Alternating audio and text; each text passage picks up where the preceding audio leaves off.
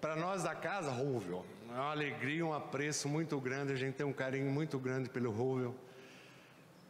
Trabalhador espírita, dirigente, expositor, chegou correndo aí, mas seja bem-vindo em nossa casa, para nós é um prazer recebê-lo.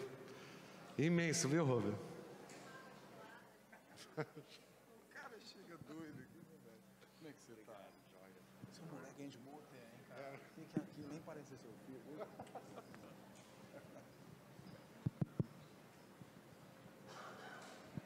Boa noite, queridos irmãos e irmãs em Jesus. Como é que você tá? Todo mundo legal, hein? Cheguei correndo. Minas Gerais está uma correria lá agora, né? É uma bênção estar aqui com vocês, Lúcio, né, a galera toda aí. Estava vindo no caminho antes de chegar aqui em São Paulo, né, no estado de São Paulo. Eu passo um trajeto ali de Minas, tem uns lagos legais ali, e tem um lugar que ele é muito emblemático para mim, porque era um lugar que quando eu era garoto nada, molequinho de 7 anos de idade, meu pai parava ali, italiano, era muito bravo, muito bravo, muito enérgico, calabres, mas ele tinha um carinho, né? Ao mesmo tempo que ficava muito bravo, era uma ternura, era um negócio meio doido, né? Ele ia de 8 a 800, não era nem a 80, assim, em fração de segundos, mais rápido que a Ferrari, então, que é italiana também. Então, ele parava nesse lugar, e é um lugar que toda vez que eu passo, é meio maluco isso, sabe? Mas eu me lembro dele e da minha mãe, ambos já partiram. Meu pai quando eu tinha 12 anos, e minha mãe agora, 8 anos atrás. Mas eu passo por ali, aliás eu lembro deles todos os dias, impossível esquecê-los. Eu passo por ali, e naquele lugar específico, hoje por exemplo, era tipo 5 da tarde, algumas nuvens ameaçando formar chuva ali no Triângulo Mineiro, que nós estamos precisando. Refletia o sol da tarde na água, e era um espetáculo. Eu ia parar para tirar uma foto. A gente tira foto de tudo hoje em dia, né? Tira foto e manda no WhatsApp, não é assim? Lá em Minas é assim, não sei se aqui também é. Mas mineiro tem essa mania, não sei, mineiro é meio japonês, né?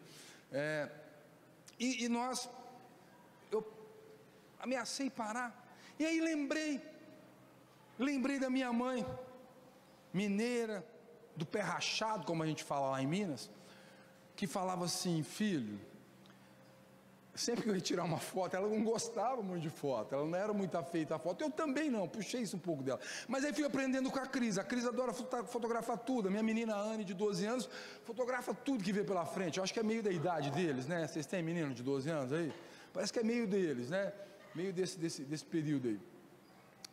Aí eu lembrei da minha mãe, e foi como se eu estivesse com ela no banco do lado da caminhonete, virando para mim, como muitas vezes eu fiz esse trajeto. Ela tinha família em Guaraci, Olímpia, e eu fazia muito esse trajeto.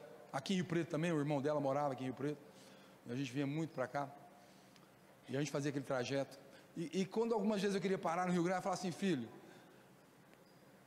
a retina e a memória, ela é mais profunda e tem muito mais sensibilidade que a fotografia.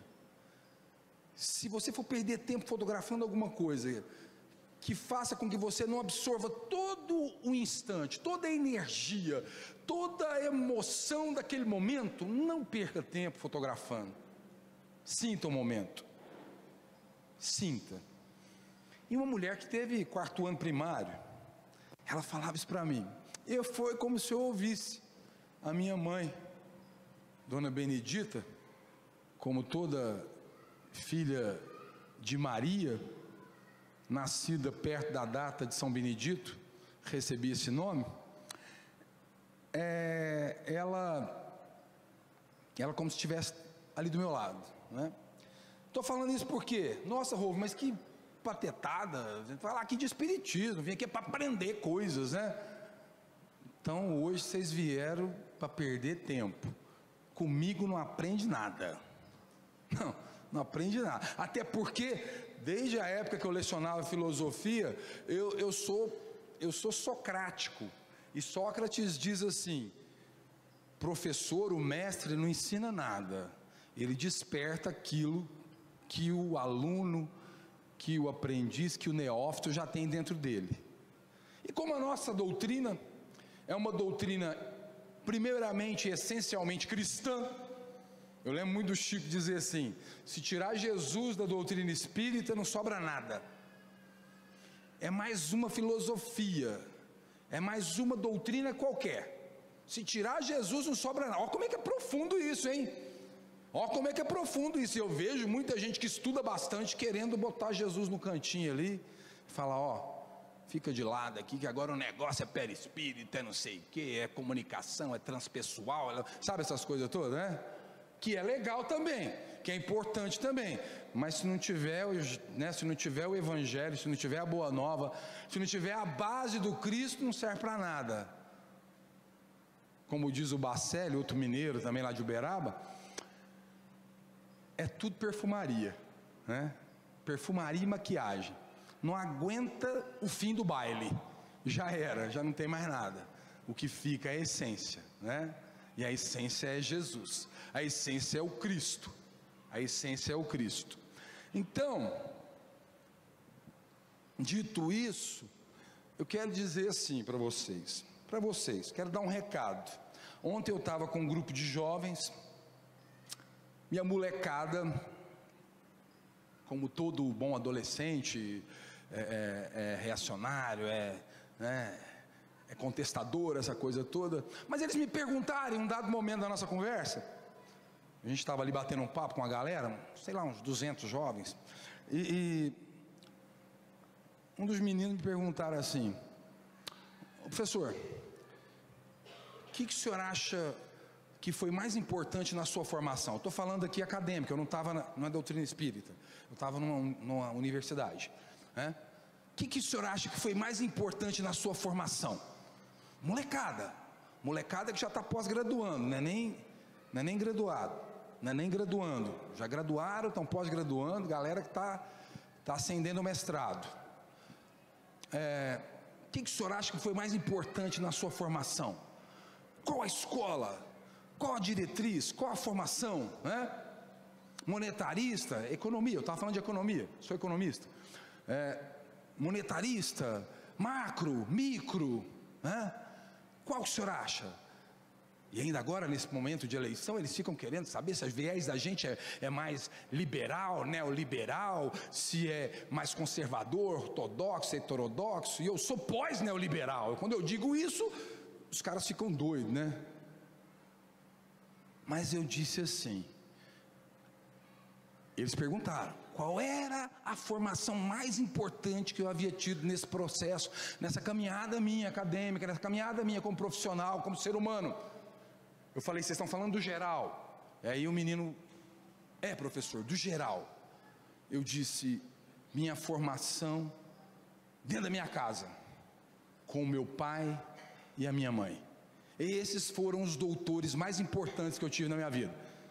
Meu pai semi-analfabeto, minha mãe 4º ano primário, e ali eu tive a formação de cátedra mais importante da minha história. Nenhuma academia que eu frequentei, nenhuma escola, nenhuma pós, nenhum mestrado, doutorado, nada que eu fiz depois, nada que eu fiz na minha vida acadêmica, nada que eu fiz na minha vida profissional me valeu tanto, e me foi tão fundamental como a formação que o meu pai e minha mãe me deu. Me lembro muito bem, no desencarne da minha mãe. Eu não sei, Lúcio, se aqui chama você também aí, a galera, eles me chamam para animar velório. Geralmente eu vou animar velório, os caras vão lá, vai lá falar, porque os amigos da gente, os irmãos da gente. Você quer ver difícil quando o cara me chama e eu estou indo lá, né? Eu vou falar e o cara fala, agora o senhor não pode falar mais, o padre chegou, né? Aí eu falo, beleza. Aí eu tenho que orar com o padre, eu oro com o padre. E os padres são todos meus amigos. Aí eles falam, abre a Bíblia aí, Rô. E eu abro a Bíblia, lê esse trecho que está aí, eu leio o trecho. Aí os meninos assustam, mas o senhor conhece o padre? Conheço. Porque parece que espírita não pode conhecer padre, né? Eu sou amigo de padre, pastor, rabino, eu sou amigo de todo mundo. Essa é a parada legal do negócio, entendeu? Isso é o legal. E se tiver que ajoelhar para orar, eu oro ajoelhado. Se a regra for essa ali naquele lugar, eu já fiz isso 1 milhão de vezes, né? Se tiver que recitar o Pai Nosso 50 vezes, eu vou recitar. Se tiver que orar Ave Maria, eu oro Ave Maria. Ave Maria, Maria de Nazaré, que a gente fala que é tão legal. E aí eu vejo alguns espíritas torcerem o nariz quando alguém fala, vamos orar Ave Maria. Aí o cara fica meio assim, né? Cara, a hora do Ângelus, que é tão cultuado entre os católicos, é porque a gente não estuda pouco, estuda o que não deve estudar. Mas a hora do Ângelus é citada no livro Memórias de um Suicida, psicografia de uma médium fantástica, importantíssima, e já está sendo esquecida pela doutrina, está sendo esquecida pelos espíritas, Dona Ivone do Amaral Pereira. Ela psicografa, e quem escreve é Camilo Castelo Branco, que lá escreve com o pseudônimo de Camilo Cândido Botelho, mas é o grande escritor português Camilo Castelo Branco que escreve esse livro. E lá ele cita que na colônia que acolhe, que traz o nome de Maria de Nazaré, né? Os legionários servos de Maria, que são aqueles que resgatam os espíritos que desencarnaram através do suicídio, nos vales, que busca esse pessoal. Na hora do Ângelus, às 6 horas da tarde, eles oram, e é um momento muito especial, muito importante, muito interessante. E é um momento em que a energia das preces atingem aqueles mais necessitados e leva e refrigera a dor e refresca um pouco da dor daqueles irmãos necessitados. E aí a gente fica meio assim, né? Ainda temos o preconceito nesse momento em que nós discutimos tanto e que nunca estivemos tão divididos nesse país, que é o coração do mundo, que é a pátria do Evangelho. Não deixou de ser, meus irmãos, não deixou de ser, apesar de terem tentado destruir essa característica do nosso país ao largo dos últimos anos, não deixou de ser o coração do mundo, a pátria do Evangelho, e não deixará de ser nunca, não obstante a nossa preguiça em trabalharmos para instaurarmos essa condição, esse estado de espírito no nosso planeta, no nosso país e no nosso planeta consequentemente, Mas então, vocês acharam que eu esqueci onde eu estava, né? Não esqueci, no velório da minha mãe. Então, como eu sou chamado para animar outros velórios, eu fui animar o velório da minha dor, daquele momento de separação, E teve um companheiro da nossa casa, chegou para mim e falou assim, não pode chorar lá no velório de sua mãe não, hein? Porque senão você não vai dar o testemunho de fé, é perigoso isso, vai ser uma oportunidade. Então o cara é maluco, né? Falei, o cara é maluco. Abracei ele, dei um beijo nele, falei, valeu, cara, eu vou segurar a onda, pode deixar, vou lembrar de você na hora que eu for chorar. E eu chorei pra caramba, chorei de saudade dos momentos mais felizes que eu tive na minha vida, que foi do lado dela, daquela mulher, cara, chorei muito, cantei músicas que ela gostava. Minha mãe tinha, já contei isso aqui, né? Minha mãe tinha 45 anos de idade quando deu a luz a mim, isso há 48 anos atrás. Ela teve indicação de 6 abortos, 6 médicos falaram, a senhora tem que abortar, a senhora não tem condições, a senhora tem problema cardíaco, ela tinha um problema sério cardíaco, né? Antes de dar a luz, já tinha 2 infartos, era fumante inveterada, só deixou do cigarro quando veio para a doutrina espírita, porque eu fiz o culto do Evangelho no Lar na minha casa durante 20 anos sozinho, só eu. só eu, o resto da turma era tudo católico, né? Eu fazia sozinho lá em casa. Então, mas essa é uma outra história. E ela segurou a onda, falou: não mato ninguém, eu nasci para dar vida, não foi para tirar a vida de ninguém. Eu já era o quinto, né? Eu tenho diferença de idade de 14 anos para o meu irmão mais novo dos 4 primeiros, né? Então eu escapei, minha mãe já tinha feito cirurgia e tudo mais. Eu sou insistente, eu sou um cara persistente, eu lutei, vim, não, eu quero ir aí, é nessa parada que eu quero, é com essa mãe, com esse pai, é com esses irmãos ruins que eu tenho aí que vai ser a parada, é com essa galera aí, né? É que esse povo aí, os meus irmãos consequentemente dizem também que eu sou ruim. Então é desse jeito, a gente troca muito carinho, como bons italianos que somos. Então, no velório da minha mãe, lembrei de todos aqueles momentos, e uma coisa que eu disse muito claro ali, né? Me converti à doutrina espírita com 17 para 18 anos de idade, depois de um acidente de motocicleta. Tive um acidente de motocicleta, e aí no hospital um amigo me presenteou com um livro, que eu indico aos irmãos, Motoqueiros no Além, né? Eu já falei disso aqui. E a dedicatória do livro, ele dizia assim: tome cuidado, meu irmão Rovo, tome cuidado, colega meu de escola, a gente estudava junto, de colégio, tome cuidado para que você não venha na edição renovada desse livro escrever uma carta para nós. Aí eu fiquei esperto, abandonei a motocicleta, né? Sou bobo, tem que entender o recado, né? Abandonei a motocicleta e só andei de 4 rodas aí para frente, né? Ou de pé. Então, o que acontece? Naquele momento, eu disse o seguinte: não foi dentro da doutrina espírita que eu aprendi caridade. Não foi dentro da doutrina espírita que eu aprendi bondade. Não foi dentro da doutrina espírita que eu aprendi perdão. Não foi. Eu reforcei esses conceitos, eu reafirmei esses conceitos dentro da doutrina espírita. A doutrina espírita me faz relembrar isso, mas eu aprendi tudo isso com a minha mãe, com meu pai em casa, e nós estamos esquecendo de dar esses fundamentos em casa para os nossos filhos, e isso é muito sério.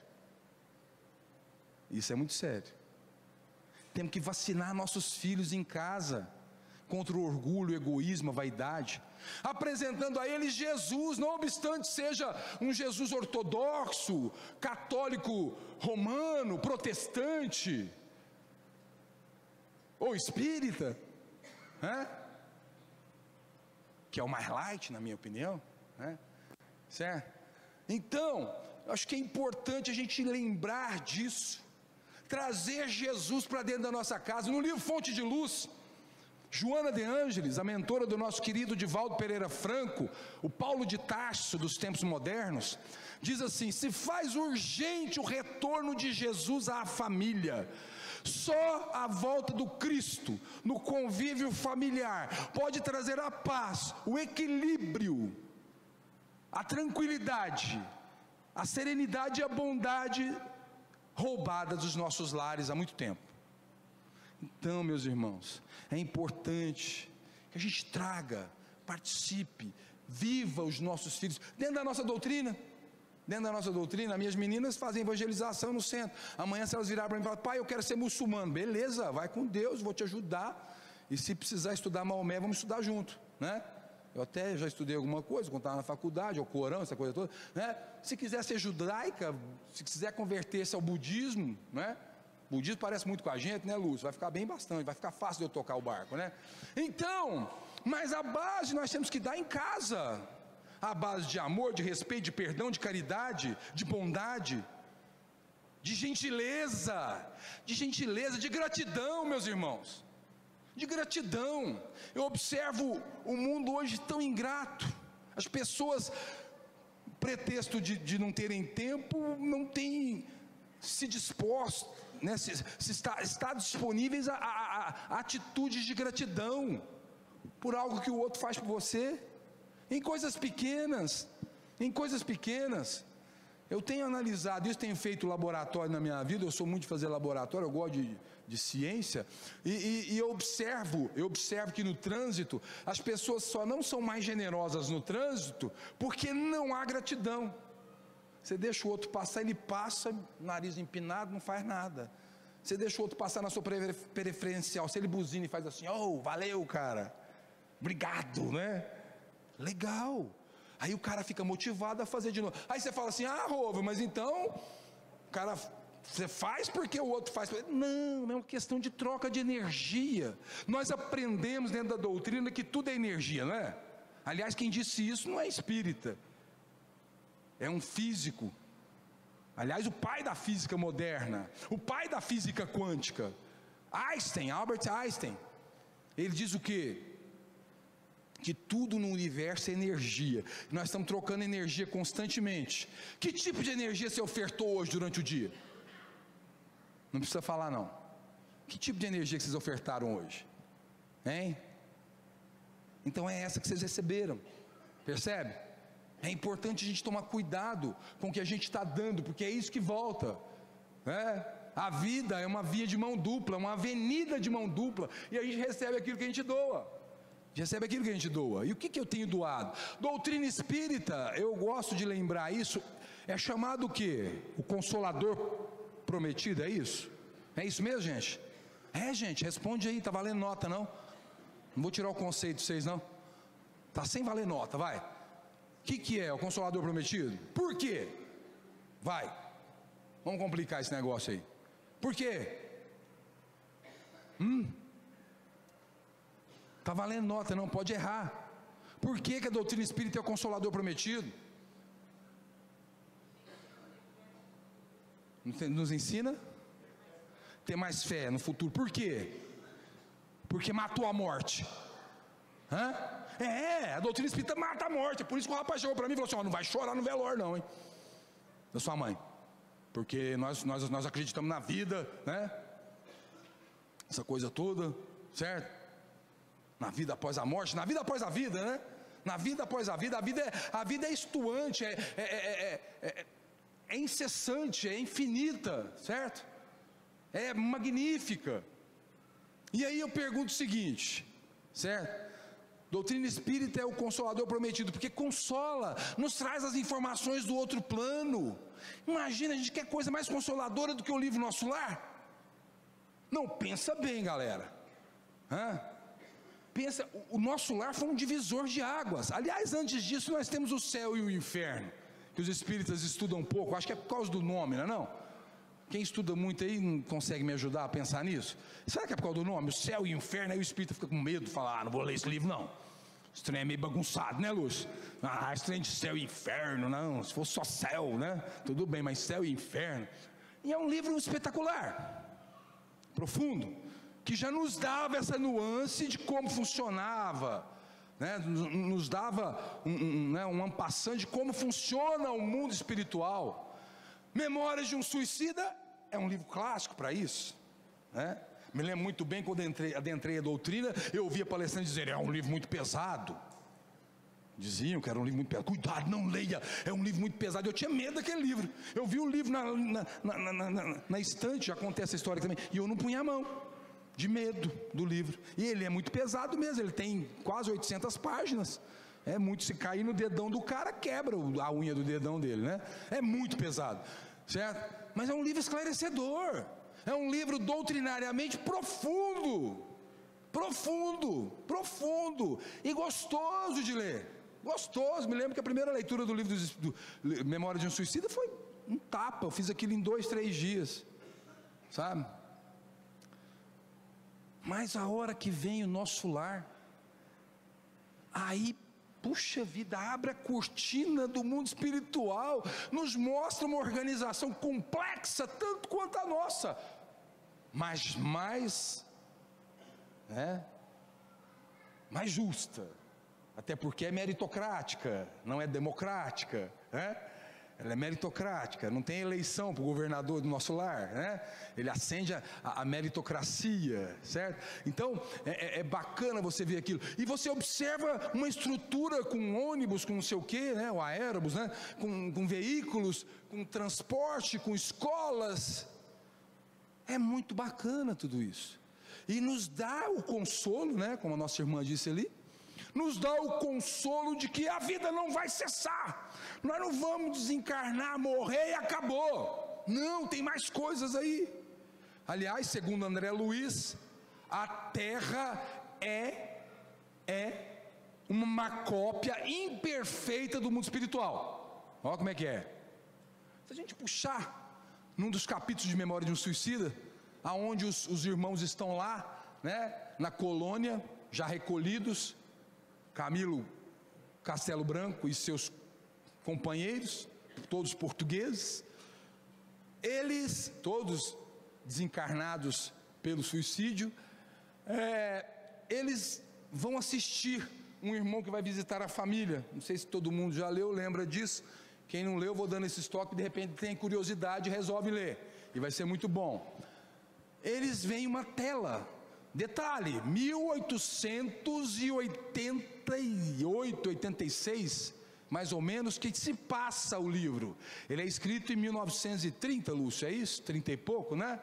34, 40, por ali, mas a história acontece em 1800 e pouco, certo? 1800 e pouco, tá, final, ali 1888, 89, certo?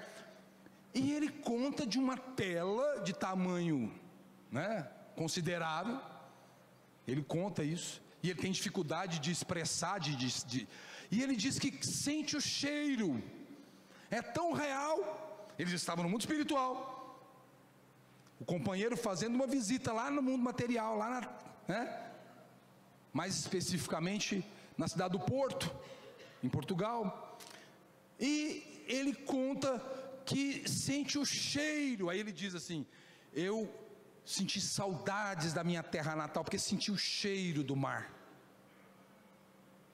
Olha a perfeição desse equipamento, cara. Era uma tela que transmitia as imagens, os sons e os cheiros.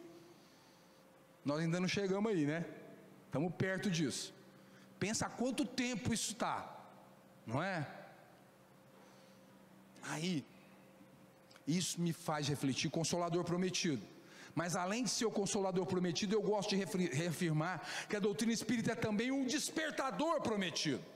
Nos desperta para as nossas responsabilidades, para com a nossa vida, nos lembra que nós devemos ser atores principais, diretores e escritores da nossa existência, da nossa história, e não plateia, porque muita gente senta e fala: deixa, escolhe aí para mim, né? Escolhe, imagina você pagando, né? Pagando um consórcio de um carro, durante 6 anos, pagando todo mês, 6 anos, aí terminou de pagar, se for pé frio igual eu, não vai ser sorteado durante os 6 anos, vai terminar sem ter sorteado o seu número, para você pegar o bem antes. Você vai buscar o carro, pegou a carta lá, sei lá, autorização para comprar o carro, pode ir em qualquer agência, você chega lá e fala assim, o cara pergunta: qual carro o senhor quer? Aí você fala: o que dá esse dinheiro aí? Mas qual cor que o senhor quer? Qualquer uma. O senhor escolhe. O senhor quer 2 portas ou 4 portas? Não. Qual que o senhor acha melhor? Alguém faz isso? Não, responde aí. Pô, você ficou 6 anos pagando o carro, cara? Trabalhou pra caramba? Economizou? Segurou a grana?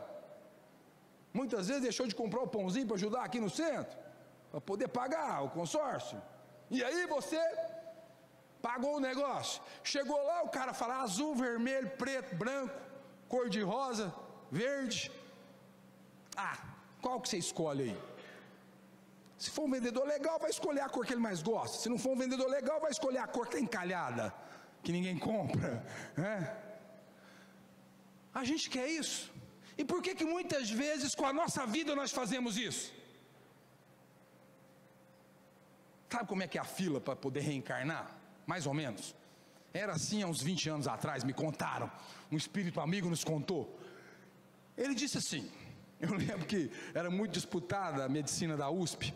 Hoje não é muito mais, mas naquela época era. Eu lecionava em cursinho naquela época. Ele disse assim: só para você ter uma ideia, para reencarnar a fila é 3 vezes maior do que para conseguir uma vaga na medicina da USP. E aí, tá fácil? Responde, gente, tá fácil? Ô Neia, tá joia? Como é que você tá? Ô Zayn, bom? Esse povo de Guaraci tá em tudo quanto é lugar, né? Ó, pensa bem numa coisa que eu vou falar para vocês aqui. A fila é grande. Dá muito mais do que 6 anos pagando consórcio. Se para escolher um carro, se para fazer a opção do carro, você não deixa o outro escolher, por que muitas vezes nós deixamos o outro escolher que tipo de vida que eu vou ter?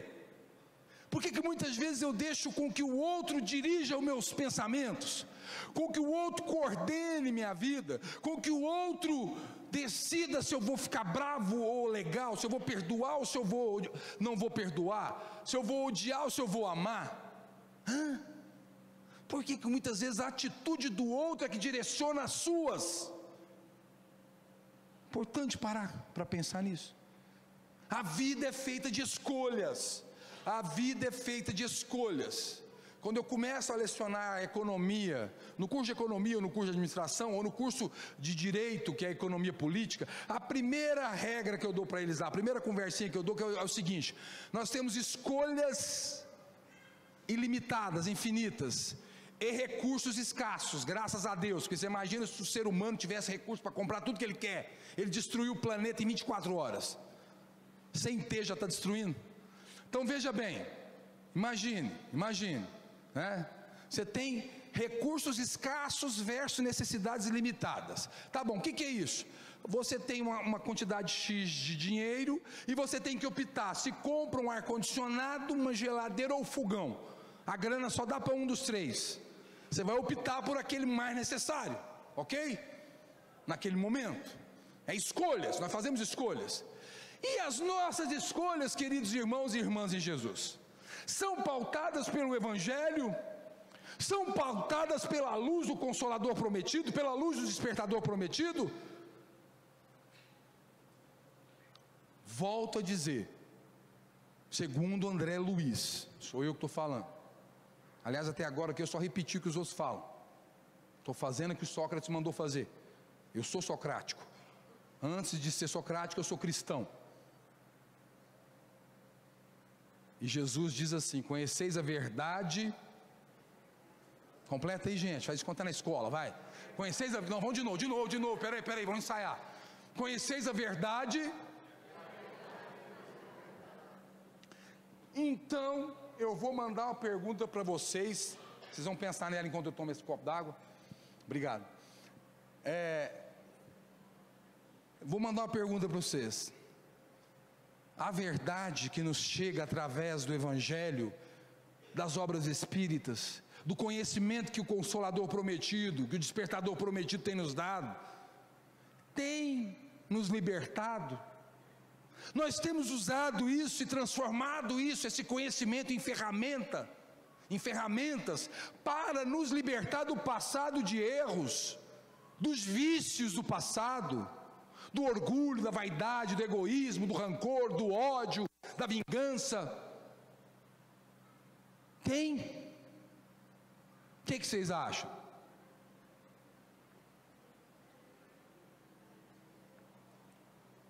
Tem nos libertado?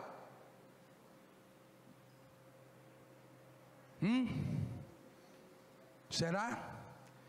Porque a parada é assim, deixa eu explicar para vocês como é que é. Aqui, desse lado de cá está o homem velho, né? Aqui, ó.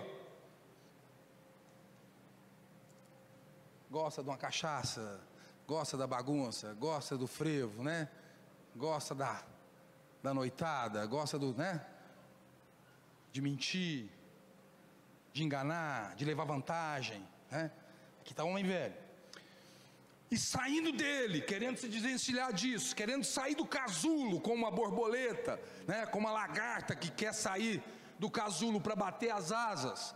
E está o homem novo, querendo romper com o passado. E as amarras nos prendem. As amarras nos prendem ao passado de erros. São amarras que não nos prendem os braços, não são algemas, não nos prendem as pernas, não nos prendem o pescoço, como fazia-se na Idade Média no passado. Não. São amarras mentais, que é muito pior. São amarras mentais que nos prendem nos vícios do passado, que nos prendem na preguiça de melhorar, de romper com o casulo, de nos desvencilharmos do casulo e conseguirmos desenvolver asas fortes, asas robustas para alçar o grande voo de liberdade ao qual nos conclama o Mestre Jesus. E aí é parada difícil, não é? Que a gente quer ir. Conhece, tem uma história do Velho Testamento, a história de Ló, sabe lá da mulher de Ló? Sabe, vocês lembram dessa? Lembram não? Sodoma e Gomorra. O anjo vem e fala, ó, ajeita as coisas aí, quem é bacana, quem quer sair fora desse negócio, e vamos embora, vou levar vocês para outra cidade. É simbólico isso, como todo livro judaico é simbólico, como todo o Velho Testamento é simbólico, mas é de um simbolismo que me marcou profundamente.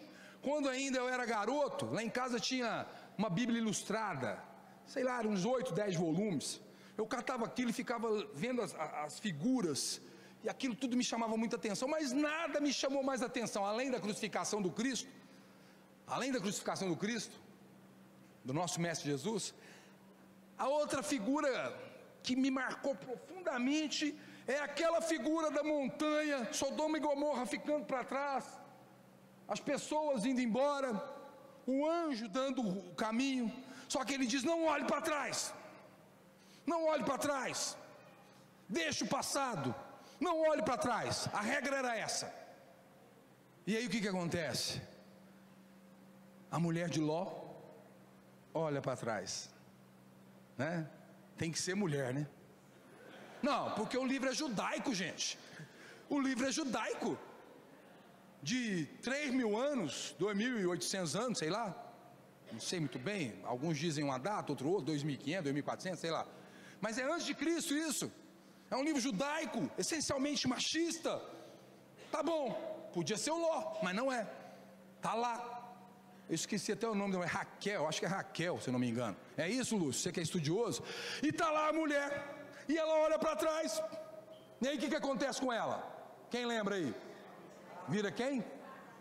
Estátua de sal. Ó, que povo preparado. Peraí, vou até dar os parabéns para esses dois aqui. Como é que é o nome do senhor? Azor. Por isso que eu sinto em casa no semeador, Lúcio. O que tem de nome bagunçado igual o meu aqui não está escrito. E a senhora? Rosângela é marido e mulher? Ou amigo só? É, marido e mulher, parente. É, de Maria? De Marília? Ah, não é da Maria não. Marília, eu conheço Marília, terra do doce lá, tem um amigo lá, os Barion lá, da Dori. É, conheço aquela galera, o João, aquela galera toda. Inclusive tem uma história triste na família deles, né? Tá bom, mas eu tenho... Vocês viram que eu tenho amigo para todo lado, né? Ó, esqueci o nome, Azor, é isso? Azor, que bonito nome. Gostei, né? Tá vendo? Por isso que ele sabe. Tá bom, a Raquel vira sal, uma estátua de sal. Porque olha para trás, porque não aguentou a parada, ela queria voltar. Ué, mas eu quero só mais um pouquinho, né? Deixa eu experimentar mais um pouquinho, deixa eu curtir mais um pouquinho. A gente não olha para o futuro, a gente quer o passado, porque o futuro nos exige esforço, abnegação, persistência, renúncia. Aliás, um ótimo livro, leiam. Renúncia. Nos pede renúncia, nos pede amor ao novo, amor ao Cristo, amor a Deus. E nós ainda queremos o passado. Queridos irmãos e irmãs em Jesus, não é nenhum discurso puritano, longe disso, até porque eu não tenho a mínima condição moral de trazer qualquer discurso puritano aqui. Não. Falo de mim nessas paradas todas, falo da minha dificuldade, falo da minha dureza de romper com o passado, mas a doutrina espírita nos oferece ferramentas para que nós possamos solidificar nossos talentos, nossa capacidade de romper com o passado. e alçar o voo de liberdade ao futuro. Conheceis a verdade vos libertará. É a promessa do Cristo. É a promessa do Cristo. E aí os amigos espíritas, os irmãos espíritas, às vezes veem escrito nos carros dos nossos irmãos protestantes: Deus é fiel, e ri daquilo, e faz chacota, e faz piadinha, porque não entende o que eles estão querendo dizer com aquela parada lá. Aquilo é para lembrar da nossa fidelidade. Quando eu formei a primeira vez em economia, lá em Uberaba, nós tivemos um culto ecumênico, mas faltou todo mundo. Faltou o representante espírita, faltou o padre, faltou um rabino que ia também, porque tinha 3 colegas judeus, mas foi o protestante, só ele. Aí ele fez o culto ecumênico. Todo mundo achou que ele ia fazer um culto evangélico, e o cara foi de uma grandeza incrível. Mas tem uma coisa que eu não me esqueço nunca, e Lúcio, vou confessar que hoje, pelo menos 2 vezes por semana, se é que me permitem, vou fazer aqui como é que chama isso? Tem psicólogo aqui, como é que chama? Se a Cris estivesse aqui, minha esposa, ela fala, eu esqueci o nome, como é que chama isso?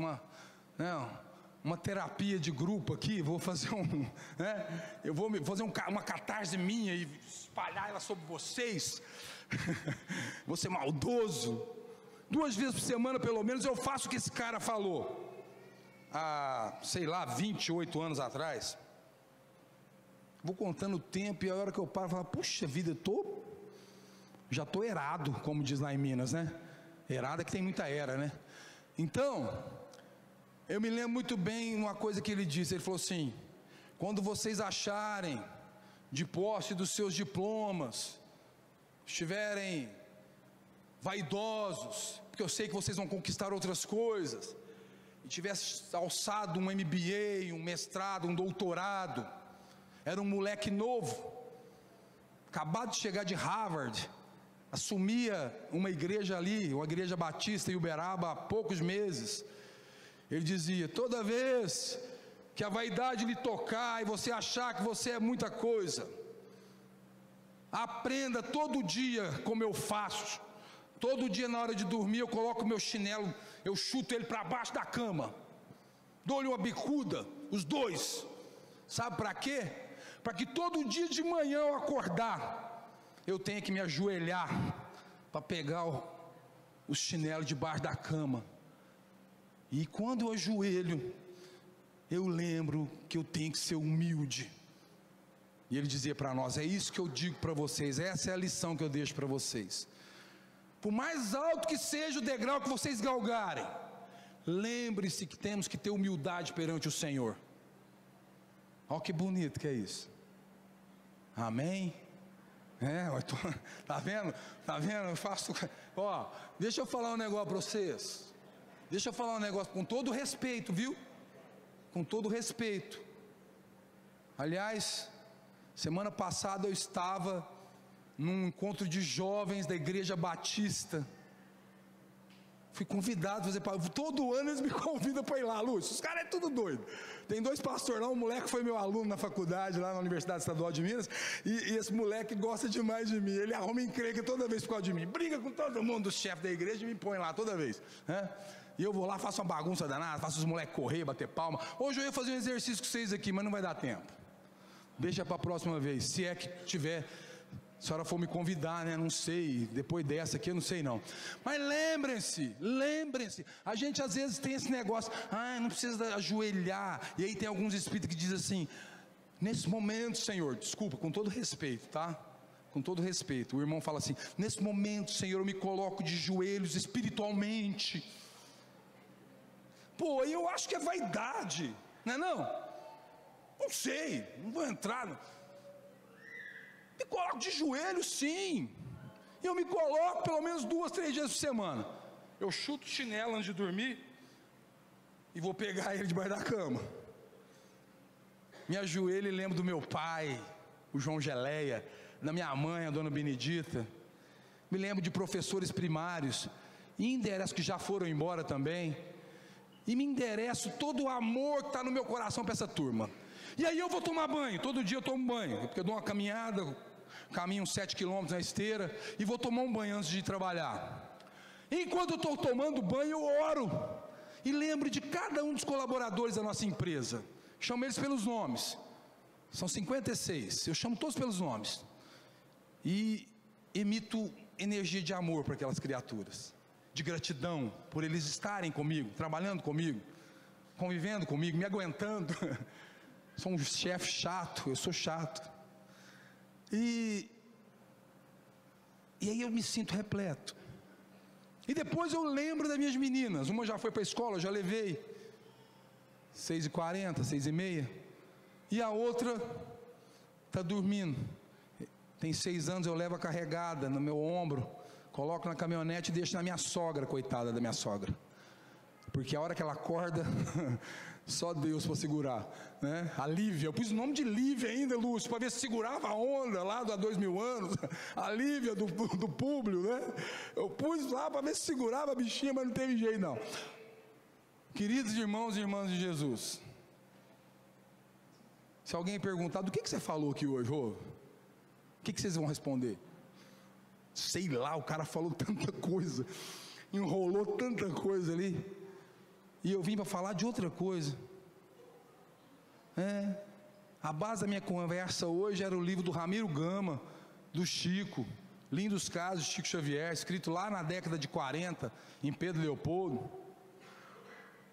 Eu ia contar 2 histórias do Chico, 3 piadas e ia embora. Agora já é 10:09. E todo mundo está doido para eu falar amém, assim seja, shalom, namastê e ir embora, não é? Poxa vida, mas eu fico olhando por esse país lindo, e quando eu vinha, eu passei em cima do Rio Grande também, que está meio seco. Tinha um moleque numa pedra no meio do Rio Grande pescando, e eu falei, caraca, eu lembro quando eu passava aqui, a água batia na ponte. E aí, o sol de novo, já era mais um pouco, porque aí já era 5h40, quase 5:45, e aquele sol lindo batendo na água, e eu me lembrei da grandeza do Brasil, que é o coração do mundo, que é a pátria do Evangelho, que tem o destino de dar um rumo diferente à humanidade, onde o amor, a tolerância, a bondade, a caridade,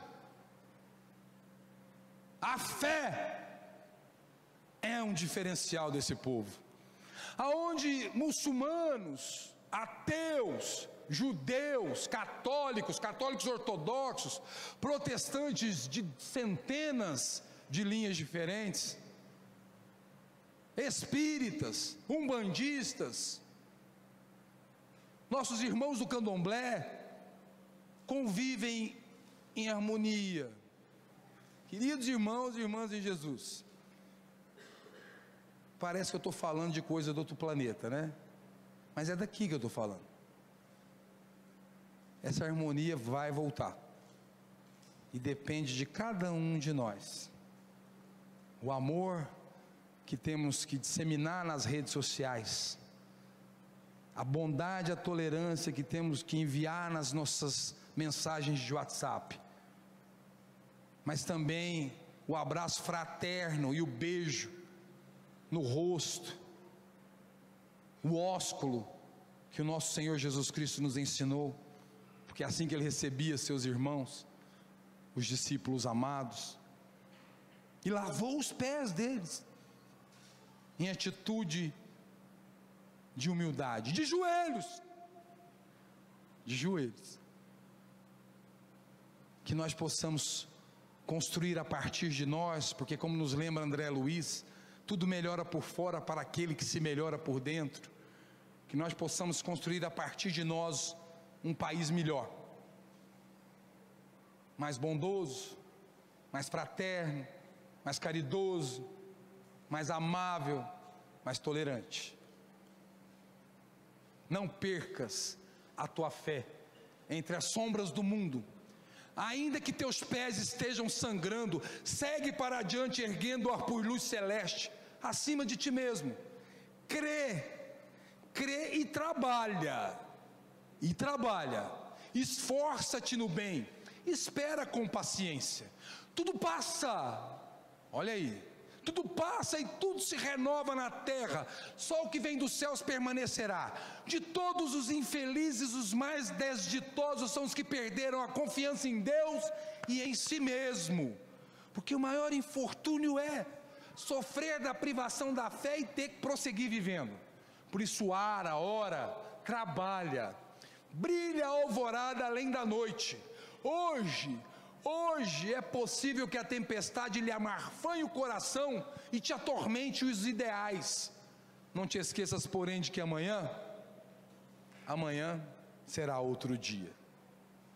Que essas palavras de Alta de Souza, pelas mãos abençoadas do apóstolo do amor Chico Xavier, possa renovar nossas energias, revigorar nossas forças, e entendermos que quem governa, em definitivo, o nosso país e o nosso planeta, é o nosso Senhor Jesus Cristo, e não é o fulana, o ciclano. Quem governa o nosso país, o nosso planeta, é o nosso Senhor Jesus Cristo.